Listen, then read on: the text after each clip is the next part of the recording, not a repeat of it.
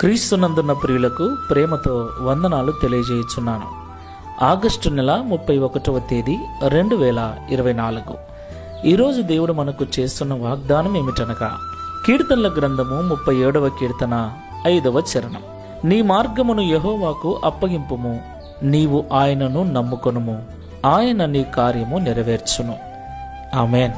నా ప్రియమైన సహోదరి సహోదరులారా, ఈ లోకంలో జీవిస్తున్న మనమందరం కూడా మన మేలు కొరకు, మన క్షేమం కొరకు, కుటుంబము సంతోషంగా నెమ్మదిగా జీవించుట కొరకు ప్రతి దినం అనేక కార్యములు తలపెడుతూ ఉంటాం, అనేక పనులు చేయటానికి పూనుకుంటూ ఉంటాం.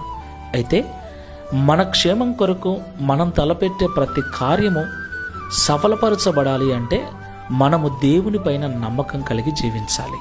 మనం ఏ కార్యమైతే చేయాలనుకుంటున్నామో ఆ కార్యము చేయుట కొరకు ఏ